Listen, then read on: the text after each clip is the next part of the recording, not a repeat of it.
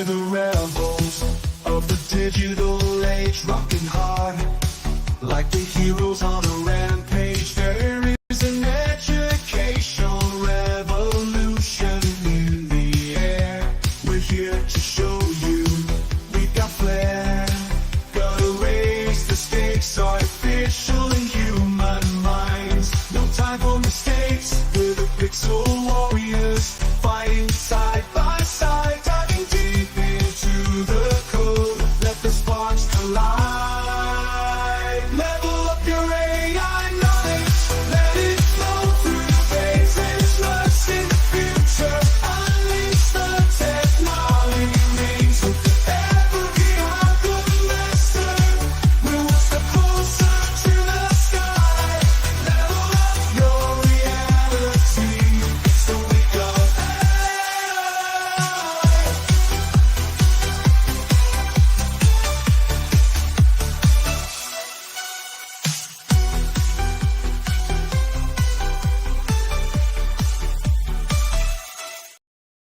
Well, hello and welcome back to Stream 2, Day 4 with my girls. I'm so excited. The two people coming up next, I'm huge fangirl. I've also been on their podcast and just adore them. So before I forget, we want to thank Swivel for being our main sponsor for the conference and allowing all of this magic to happen that is so needed right now for education. Also, Brisk, thank you so much for your awesome T-shirts for all of us. And if you're going to ISTE, make sure you try to get one because there's lots of fun goodies for that you can get into and all kinds of stuff. And also our daily sponsor today, EduAid AI. Wonderful platform. If you didn't get to see that, go back and watch it. It's so good. He's so well spoken. I wish I could be him. And one last thing is I'm going to put the link in the chat for our map. We have an international map to show where you are in the world, but also to help you connect with people. So add a bunch of information, add a picture, add a video, whatever you want of yourself. We would love that. So I'm going to bring up Georgia and Jessica and tell you more about them, but they are just fantastic. Ooh. So much love. Hi, ladies. So good to see you. Oh, we're so excited. Oh, good. Well, let me brag about you a little bit here. Okay, so Georgia, I don't want to say your last name right. Terlahi. Wrong. I mean, Terlahi. Oh, Terlahi. Terlahi. Okay. Georgia Terlahi is a seasoned educator who has taught for 35 years and is currently an instructional coach for Palm Springs United. She is also the UDL coordinator to PSUSD, focusing on the integration of creativity and student engagement strategies. An ISTE community leader, she has presented on digital storytelling, creativity, artificial intelligence, and universal design for learning at both regional and national conferences. Speaking experience includes ISTE Live 2023, 2022, 2021, ISTE Creative Constructor Lab 2022 and 2021, Q 2020. There's a lot of numbers. 2023, 2022, 2021. I'll just say 21. We Video Summer PD Summit in 23, and the California Department of Education STEAM Symposium in 21. Jessica and Georgia also published a digital storytelling podcast, which has an adorable song you guys made called Storytelling Saves the World. And I've been on it and I'm so honored. And a co-host of the ISTE Community Leader podcast called The Edge. Her blog, AI. Oh, sorry, that's not you. And then Jessica Pack. Jessica Pack is an ISTE author of Movie Making in the Classroom, Lifting Student Voices Through Digital Storytelling. Jessica is also a California Teacher of the Year. That's so cool. 2014. And Q Outstanding Educator in 2014, who has taught middle school for 19 years. God bless you. Currently an ISTE community leader. She has presented on digital storytelling, creativity, artificial intelligence, universal design. Did I mess that up? Okay. And learning both regional and national conferences. Am I reading the same one? We're very similar. We are. We overlap together. Oh my gosh, you have all the same thing. Okay, yeah. It's the expert webinar in 2022. She's done Q, We Video Summer. I played with you guys in We Video a bunch, and California Department of Education STEAM Symposium as well, and the Arizona Department of Education. Arizona, nice. Jessica and Georgia also have the podcast, and She's an ISTE community leader, but you are also a featured speaker at ISTE. You should put I that. was, yeah, in 2023. It was super fun. Oh my gosh, you guys are so cute. I should have just put them together, but yeah, so great to see you. So excited for your session. I don't want to talk too much because it's more about you, not me. So I'm going to pull up your slides, and sadly, everybody, not sadly, actually, I'm going to a retirement party, but Amanda and Christy will be here to close you out, but I'm going to be listening in the car the whole way. Love Oh, you. have fun. That sounds amazing. Thank you, ladies. Enjoy. Well, we are so excited to be here for Week of AI and to just have the opportunity to share with everyone how we're using AI in the classroom with our students. Like Erica mentioned, I've been teaching middle school for 19 amazing years. I absolutely love middle school kiddos. If you're a middle school teacher, you know how exciting it is. Every day is different. And they're quirky and weird. And I like that because I feel like that's my jam. I'm super excited to be here with my favorite collaborator and partner in crime, Georgia. And as Erica said, this is my 35th year in education, which is a long time. I started before the internet, which seems sort of crazy, but it's true. And I get to co-host Storytelling Saves the World and the It's the Edge. So you have to check that out because we get to do a lot of fun things and talk to a lot of cool people from all over the world. For today, our resources, you can find them at this bit.ly Week of AI Power Up. So if you want to grab that for some of the things we're going to be talking about today, that will be super useful. And we'll definitely show it again at the end, but we have a ton to get through. So we want to get started.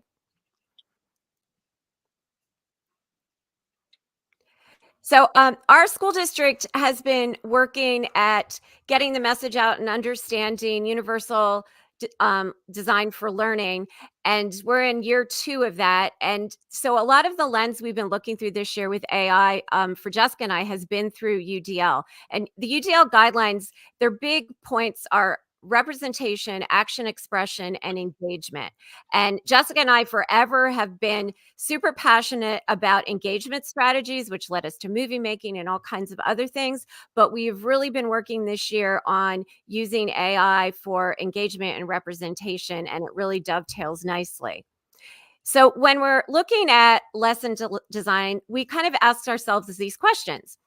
Are your learning activities engaging? Are there multiple ways to express understanding? Are there multiple ways to access information? And do learning experiences feed social emotional growth? That is a super tall order. And we really feel AI has really helped us kind of hit all these points. Absolutely. And, you know, we started our AI journey just like everyone else with, Chat GPT. And I think the first prompt I ever asked for help with was responding to a parent email on an evening that I just didn't have the bandwidth to be able to, construct the type of response the best version of myself would. So that was kind of how we got our start. And we started immediately looking at the potential for the classroom. So again, just like a lot of folks who enter AI, we started taking text and creating different representations of it as we're presenting these options to our students for their learning in the classroom. And for an example, I was teaching the myth of Hades and Persephone. So of course we had a traditional short story, but I also asked ChatGPT to help me present that content in a rap battle format and in a breaking news article so that students could kind of pick their pathway and be able to access the content, but in a way that they found most appealing and unique to them. So that's where our AI journey started. But then we started asking ourselves, what could this look like if we put it in student hands?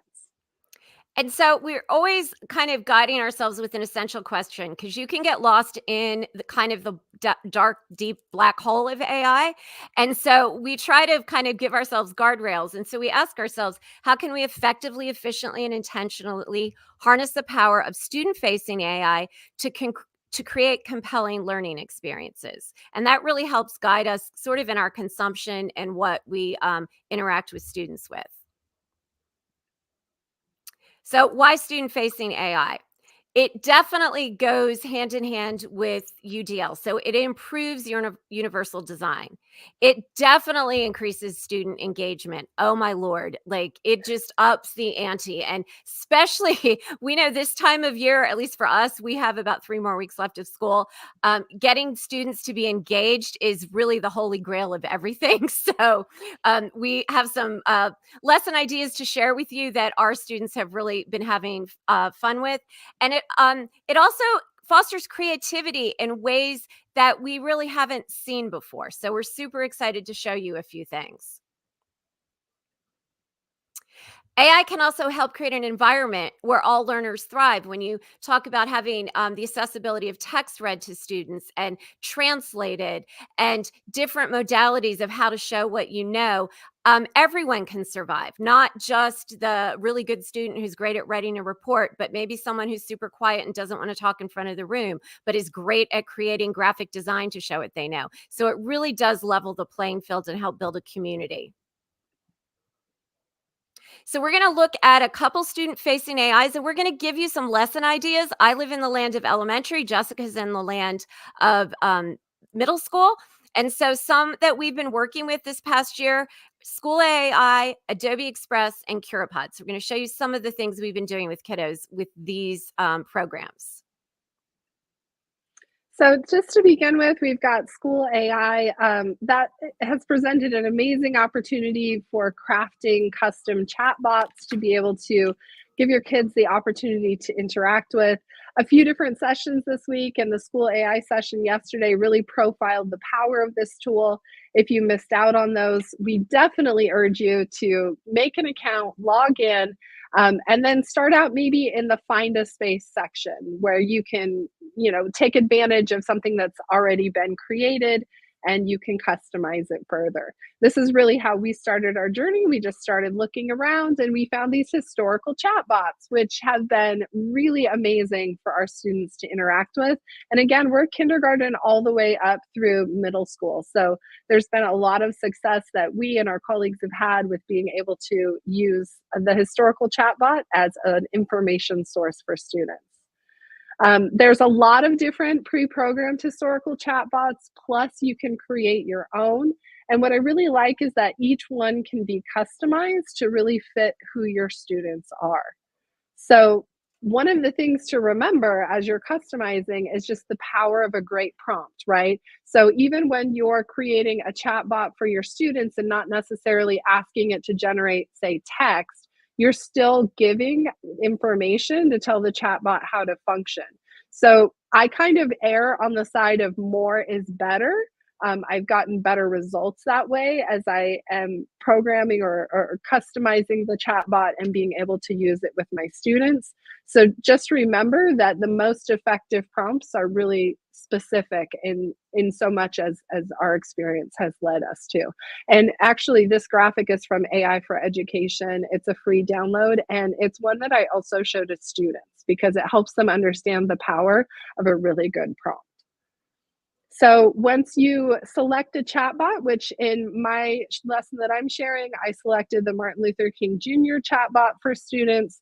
I customized the instructions where you can set a specific agenda for the chat. So every student has a chat that's wholly unique to their experience with the chatbot, but you can also kind of specify what are some of the main points that you really want to make sure the chatbot is hitting in all of the different conversations it has with students. You can also customize according to the description of who's in the room. So for example, one of my English classes this year, a lot of students read below grade level and they thrive and understand and do better with more simplified sentence structure than lots of complex sentences with tons of dependent clauses. So I found that that was a really effective way to make sure that the chatbot was accessible to my students. Once you're done customizing, then you just click launch and it gives you this fantastic code that I could just drop in my Google Classroom. I do use the free account version of Get SchoolAI, so it was, more than enough interactions to cover my students during 5 class periods a day. And then this is kind of what our lesson arc looked like. So we had the historical figure chat, first of all, where every student engaged with the chat bot that was behaving as if they were MLK. And students took notes using a graphic organizer of their choice, a way to synthesize and process what they were learning. We also took time after the chat for students to compare and contrast the information they received. And just in doing that, they found that a few of them had received conflicting pieces of information, which was helpful for them to note to be able to do a little bit of verification and fact checking. Following the chat and the notes and the collaborative conversations, students then created an identity graphic to really put together their understanding about who MLK was, his achievements, and just, how he should be remembered. So we've got that identity graphic linked on the bit.ly that we dropped at the start of the session, which is bit.ly/week of AI power up, so that you can grab this template as well. One thing that we really like doing with the chatbots in the classroom is to make sure that there's a deliverable at the end of the learning process, so that it's not just a chat for chat's sake. We really want to steer away from AI for AI's sake, right? So we want to make sure that students are able to express their learning in a way that is creative and fun and engaging for them. While students are engaging in chat and doing their creation, it's really nice to be able to see this interface in AI, or SchoolAI, where we can keep track of each student's individual chat. I know a lot of teachers in our different trainings and professional developments that we deliver to teachers, a lot of them are nervous to have students interact with just an open AI platform, or just, students going to ChatGPT. Added to that, the students that we're working with are under the age of 13. So we really like how SchoolAI structures sort of this walled garden experience where we can monitor everything that is occurring. And we really do like being able to take advantage of how the AI extrapolates conclusions and data about students to help better guide our instruction and how we're responding to kids in the moment. So it really kind of helps outline some of what's going on with students. It gives the full transcript, and then it can isolate students who are having trouble so that you can go touch base with them.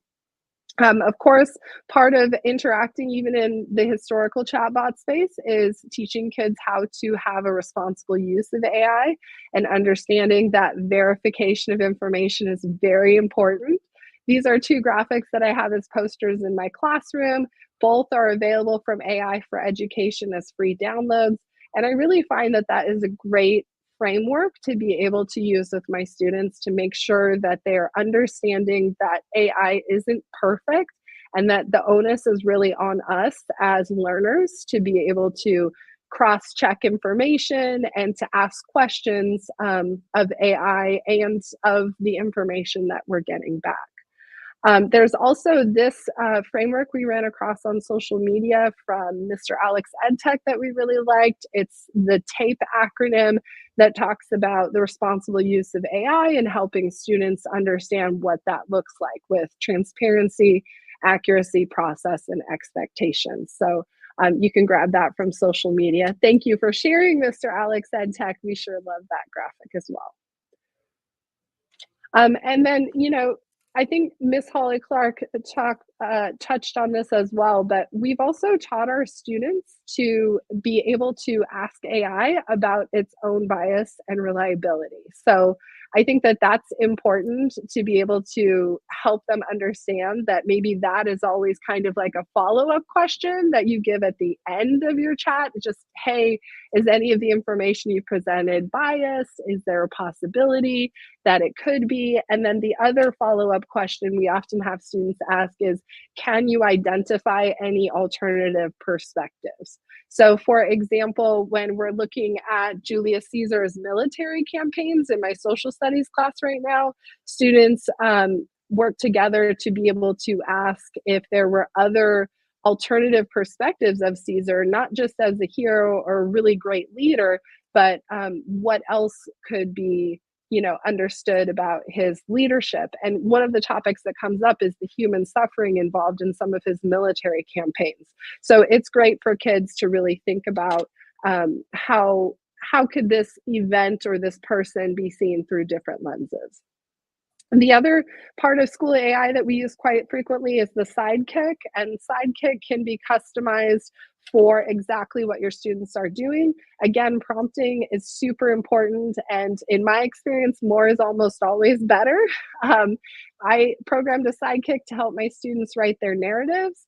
I really like the fact that you can limit sidekick and tell it what not to do. So I told it not to write the essay for students, but to provide parallel concrete examples whenever they asked for help with something. So if they were asking for help writing dialogue or help with figurative language, it gave them a real example they could latch onto and emulate, but it wasn't directly related to the topic of their personal piece of writing, which was helpful because sometimes we worry about that, right?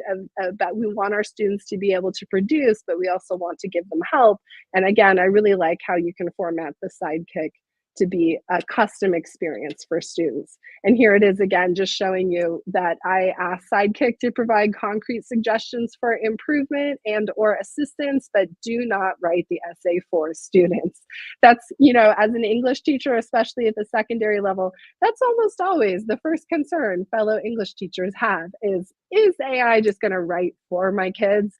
And again, School AI is a great tool. So down in elementary land, we were trying out the book chat, which is similar to the historical chat. You can choose characters from books to chat with that are already programmed, and if they're not there, you can actually create it. So in a fourth grade, we had read Hatchet, and this was sort of like the culminating activity. So we were going to talk with the main character from Hatchet, and they did that for like 10, 15 minutes after they had read the book.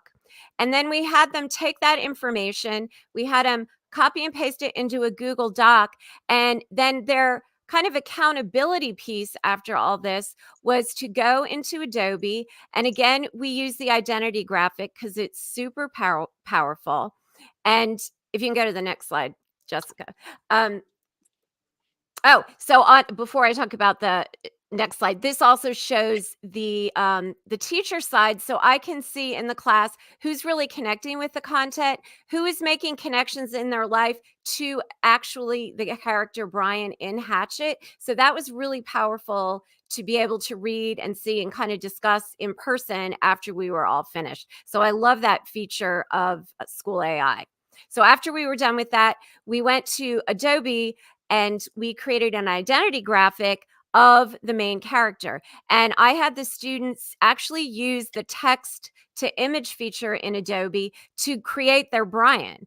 And so we had some different things. Some kids created actually the background with text to image. And then they were just putting ideas around Brian, things that he learned at the end of the book. We were trying to pull out these big themes. And so these are some of the things they created. If you haven't checked out Adobe, you need to run. It is free for educators. It is free for your district. They will train your district. They will do all the things for free, our favorite price. So this is one of the things that is really easy to rinse and repeat in Adobe with the identity graphic for really like so much different content. So that was our fourth grade example. Kindergarten, we did a read aloud of Alexander and the Terrible, Horrible, No Good, Very Bad Day, classic children's book, which we read aloud. And then in kindergarten, they do centers. And in centers, we had them in School AI actually chatting with Alexander. And School AI has this great feature for accessibility where what's being asked of the students can be read to them and the students' responses can actually be recorded and sent back. The kindergartners loved it. They ate it up. And it was great, not only for comprehension and sequencing in the story, but also for oral language skills. They were talking so much in the 20-minute time period we were at the station. And the kids absolutely loved it and were completely engaged. So super exciting. Don't let the fact that they're little not give them that experience. And if you look on here, there's some like Jaden was engaging with ways that he can make Alexander feel better. But then I see Bilal was having some trouble with his expression, and that would be a way I could jump in and maybe have a one-on-one conversation with Bilal to help him kind of get his ideas out more. And he's a student that struggles with communicating. And so that gives me that like fast information to be able to kind of intervene at just the right time. And Georgia already mentioned how much we love Adobe, and you just saw some identity graphics that students created after their historical chats. So I wanted to quickly show you some other things that we've done using AI in Adobe. When you log into Adobe, you have a great interface, and you can, as an instructor, create templates that you send out to students, and students can click remix the template, and then they're able to access whatever it is that you want them to have an opportunity to create. So in this situation, I had my students use generative AI to process a primary source, which if you're a history teacher, you know that primary sources are typically very complex. And I teach ancient history, so there's a whole extra added layer of complexity with very antiquated language and translating things from, you know, Latin to English. There's a lot of different like hiccups in the translation. So primary sources can be tough for kids. And so what I did was just create this basic template with phrases or with summaries of different chunked text of a primary source that is relating to Romulus and Remus and the founding of the Roman Republic. And then what students had to do was take each section of the primary source and generate an AI image that communicated the main idea of that particular section of the text. So it really collaboratively, they would break down each section and be able to figure out what the heck is going on here in this little piece that we're looking at, and then prompt AI to generate an image that was reflective of whatever that piece of content was. They also added other elements from the Adobe library and played with opacity to layer those images effectively. To generate an AI image in Adobe, you would just click on the media tab off to the left and then click text to image, and that's where you input your prompt. So in this particular part of the assignment, it's talking about the ancestral curse, ambition, and that led to a quarrel between Romulus and Remus over what was at first a trivial matter. So students broke that down and used their resources to understand it. They prompted AI, and then AI, of course, returns 4 different examples plus additional examples of generative images. So students had lots of choice and freedom to be able to choose what best reflected the text to them. And then they were able to generate some things that looked like this. So these are some of the slides from a few different students looking at different portions of this primary source. And after this activity, every single kid could effectively summarize the legend of Romulus and Remus, explain the founding of Rome, and how it is connected to sort of the larger military history of the Roman Empire as it grows larger over time. It was really great to see kids engage on this level with text and have fun while doing it. Another activity that I did with my students is they wrote children's books for kindergartners at one of the schools that Georgia serves. So they were able to write a children's book to communicate a theme and then ask AI to generate all the images for their children's book. And that link on this page will take you to the video version of the children's book. So students made not only a video version in WeVideo using these AI generated images, but they also created a print version of the book in Adobe so that the kindergartners can watch the video as a read aloud and then read their print version to practice with a reading buddy. So it was a super fun sort of cross grade level project. The instructional sequence for this, I wrote a book called Movie Making in the Classroom, Lifting Student Voices. It's published by ISTE, and one of the lesson frames that I use in that book is the story spine to be able to help students understand universal story structure. So we use that as our jumping off point for scripting.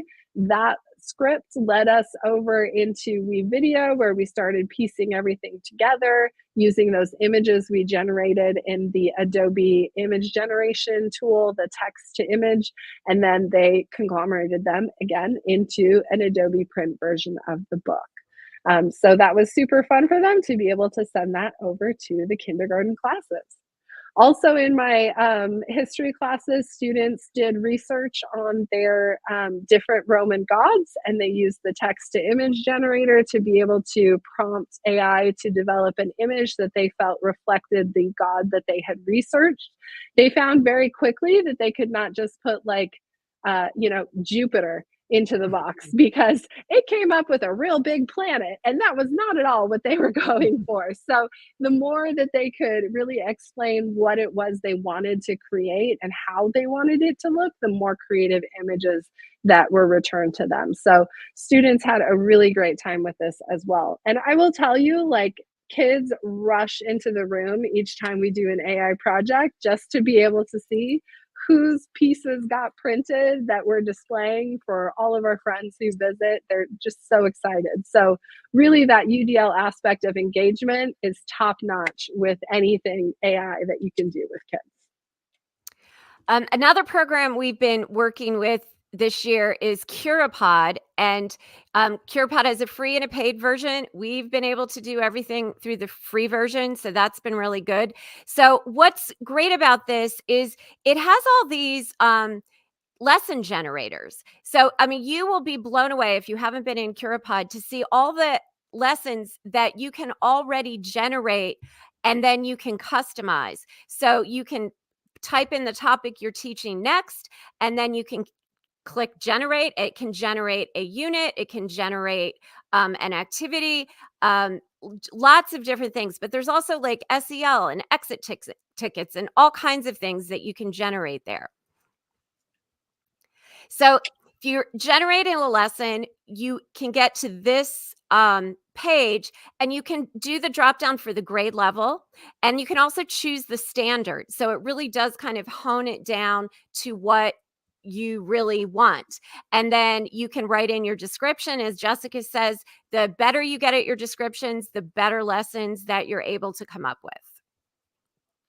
And then once you've generated your lesson, or Curipod has generated your lesson, you get it, you get all the slides here, and you see there's 15 slides, but there's at the top, there's a customize button. So this is like your starting point. We always talk about AI being a co-pilot. So I wouldn't just deliver it without going through and probably knowing my kids switch things around or add some things.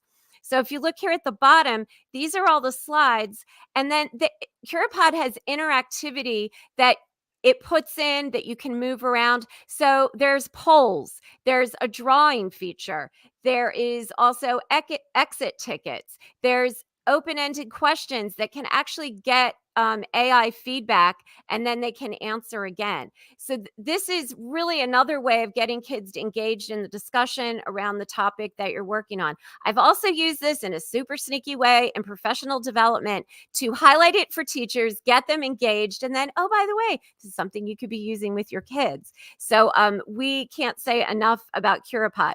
So lately, Jessica and I are going to show you our favorite generators. And for me, it's really kind of the generator of the week, because every week they're coming out with stuff. So currently playing around with the sentence combiner. There's the superhero sentence combiner, which is great for designated ELD or just general ELA classes. And so I went in, and we're doing this simulation on pioneers in fourth grade. So I wanted to do one around pioneers moving west in the 1840s. And they came up with this whole sentence combining game where you do partners together. They give you two sentences. You have to type in the combination, and then you actually get feedback for your sentences, and they'll give you points on a 5-point scale. And if you get 4 points, it'll tell you what you could do next time to actually get all 5 points, which may be putting in a comma or picking the right transition word. And in this particular accelerator simulation thing, it's a game. So you do like 3 or 4 rounds. So kids get a couple different reps. They combine some sentences, they get some feedback, then they do another rep, and then they do another rep, and they do it for points. And kids love gamified environment. And you've just done kind of some boring editing of grammar and combining sentences that is always hard to find a way to make it exciting. This kind of makes it a little more fun. 100%. Like, my kids have done so much writing this year in Curipod with so much personalized feedback. And we're in California, so our class sizes are like minimum 32, 35. That's a lot of little bodies to get around and give individualized feedback to in a 1 hour class period. So it's been fantastic to be able to have Curipod as a co-pilot to help, hit some of that with students. My favorite generators are the mystery mission infer the perpetrator generator, which literally just dropped last week, and my students are obsessed. We also use the convince the evil AI ruler generator quite a bit, and then also the right feedback repeat generator, so that students can have an opportunity to respond to a prompt, get some AI generated feedback, and then try again. So it's been really great to use those 3. Here's my kiddos using the Convince the Evil AI ruler generator. Literally all I did in Curipod was go in and type 6th grade and ancient Rome, because that's the unit that we're in, and it generated a prompt where students had to argue one side or the other. Should we adopt the ruthless Spartan warrior way of life, or should we be more like the society of Athens in ancient Greece? So actually, this was an ancient Greece prompt, sorry. But it was really great for them to see it as a game, because they knew AI would evaluate their work. And if you got so many points, that means you win the game. You convince the emperor to do things your way. And that was just really engaging for them. If you've ever done writing with a class of middle school kids, it can be a tough sell. And so I really don't have to sell it at all. Curipod does it for me, and they just love the experience. And they actually learn a lot from the feedback that's given. It is really great, high quality feedback. One of the things that I like after running a Curipod lesson like that is you can generate insights using AI. So it not only gives you sort of this completion data, but it also identifies for you who did a really good job at that day, who might need a touch point of extra help, and it links their response and the feedback they were given for you. So really quickly, I know exactly who I need to pull for a small group the next day to touch back on claims and supporting them with evidence, or maybe their issue was they didn't include a counterclaim, but I can find those kids really quickly with Curipod's help. It also identifies common understandings, common misunderstandings, and my favorite part, it suggests an action step so that that data doesn't just bottleneck and dead end. There's some next step that I can take with my kiddos. The mystery mission, essentially I typed in 6th grade ancient Rome, and it generates a mystery for students to solve. So it went all the way through the crime, where they wrote down evidence that they read in the crime scenario. Then they were able to examine dossiers on 3 different suspects and write down more observations. There were touch points where the whole class would be able to share out within the Curipod interface and say, here are the clues that we found so far. And then after that, they were able to write a letter to a witness to ask some key questions they had. AI generated the witness's response to them, and it was tailored based on their approach. So one of my kiddos, the kiddo in the red shirt here, actually, he threatened the witness and was like, "You're going to die if you don't help us." And it was so funny because he got nothing back. But then other students who were maybe a little nicer about it were able to get some information. And in the end, you try to solve the crime. But that's a really elaborate setup that I would never have had time to do on my own. And with the help of Curipod, we were able to make it happen. And again, get some really, really great insights along the way. I know we're almost up on time, so just really quickly, One other thing we like to do is kind of smash different types of AI together. So we use Curipod for performance tasks to write narratives, and then we used Adobe to share our favorite excerpts and generate some AI images to go with that as an illustration. And essentially, we are just really excited about the possibilities for continuing to use AI with students in our classroom. And we've included an article on the Padlet. It's the AI assessment scale that just came out, I think, February 2024, maybe. And some of the main points, it says it's clear there's a role for Gen AI in student work and potentially an ethical duty for academics to prepare students for an increasingly AI-focused world post-graduation. It's our duty to help get them ready. And it's so we really need to jump in. Don't be afraid to dive in, figure it out, get a buddy to talk to, figure out what's working, what you can do different next time. You can grab our resources at the bit.ly Week of AI Power Up. You can follow us on The Edge, the It's the Edge podcast, and Storytelling Saves the World. And we thank you for your time. Ladies, thank you so much. I appreciate you guys being here with us and all of the great information that you shared with us. Please get ready for your next session, guys. I'm going to go ahead and close us out. I hope you're having a fantastic conference. Hello and welcome to the Premium AI Strategy Accelerator, the ultimate program for schools, colleges and universities and businesses that want to lead in the AI revolution. Before you apply, let me tell you how this program works. Who is this program for? We focus on helping a hand-picked team of 6 to 10 change makers in your organization. And this elite innovation squad will become your internal startup, pioneering AI-driven solutions that define your organization's future.